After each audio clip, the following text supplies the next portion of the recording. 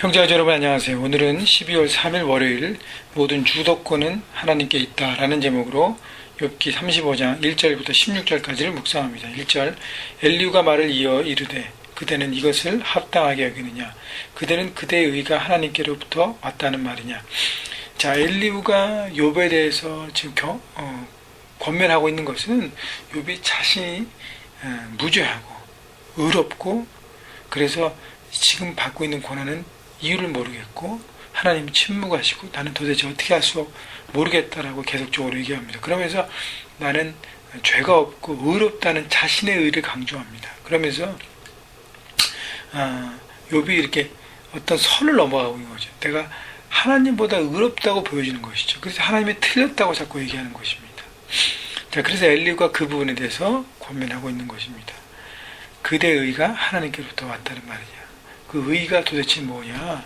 3절 그대는 그것이 내게 무슨 소용이 있으며 범죄하지 않는 것이 내게 무슨 유익이 있냐고 묻지만은 내가 그대와 및 그대와 함께 있는 그대의 친구들에게 대답하리라. 자, 죄가 없다, 내가 의롭다, 자신의 의를 붙드는 것이 하나님 앞에 도대체 무슨 의미가 있냐는 것이에요. 그것을 판단하는 것은 하나님이지 내가 의롭고 죄, 인간들 사이에서 어떤 비교급으로의 의와 분리는 그렇게 큰 의미가 없다고 얘기하는 것입니다. 5절 그대는 하늘로 우러러 보라. 그대보다 높이 뜬 구름을 바라보라. 자, 그래서 엘리후가 권면하는 것은 하나님을 바라보라는 것이죠. 그대보다 높이 뜬 구름을 바라보라는 것은 하나님의 하나님 되심을 인정하고 인간이 피조물 되심을 인정하고서 누가 주인이고 누가 종이고 누가 누구의 말을 따라야 되고 하나님과 우리 사이에 다른 창조주와 그 다음에 피조물됨을 정확하게 알 때 우리의 의가 내가 추구하는 의, 내가 자랑하는 내 의, 그 모든 것들이 얼마나 하나님 앞에 가치가 있고 얼마나 그것이 평가되는지를 생각해 보라는 것이죠. 6절 그대가 범죄한들 하나님께 무슨 영향이 있겠고 그대가 악행이 가득한들 하나님께 무슨 상관이 있겠으며 그대가 의로운들 하나님께 무엇을 드리겠으며 그가 그대의 손에서 무엇을 받으시겠느냐. 자, 우리가 지는 죄, 우리가 지는 악행, 우리가 하나님 앞에 드리는 의, 하나님 앞에서는 크게 영향력이 없다는 것이에요. 우리가 불의를 한다고 해서 모든 질서가 다 파괴되고 물론 죄의 파급 효과는 있습니다. 그러나 여기서 강조하는 것은 하나님 앞에 우리의 죄와 우리의 불의는 결국 우리 사이의 기준 가운데 드러나는 것입니다.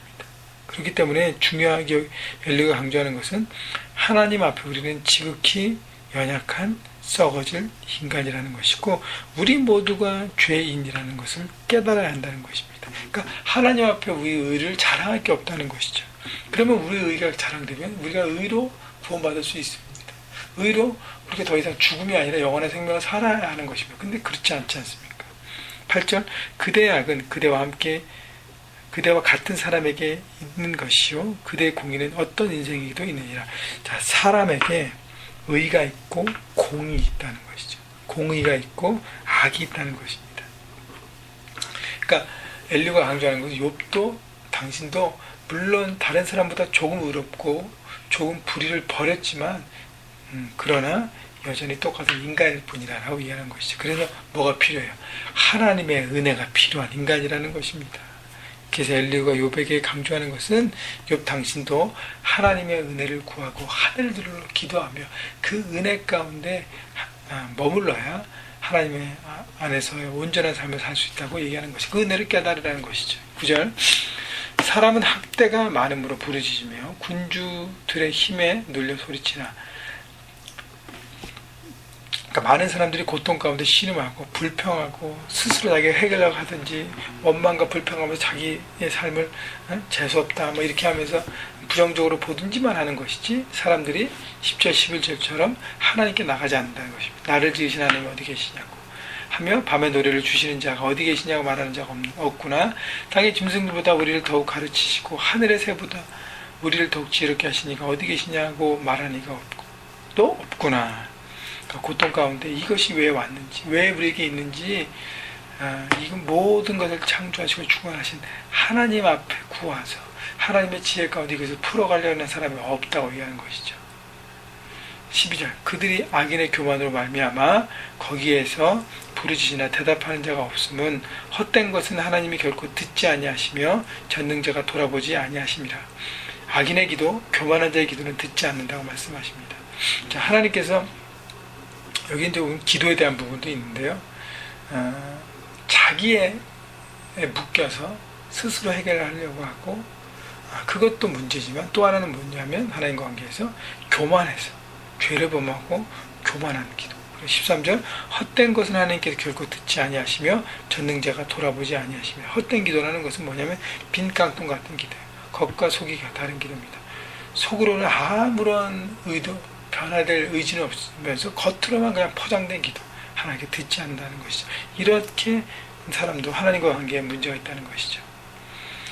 15절 그러나 지금은 그가 진노하심으로 벌어주시지 아니하셨고 악행을 끝까지 살피시지 아니하셨으므로 욥이 헛되이 입을 열어 지식 없는 말을 많이 하는구나.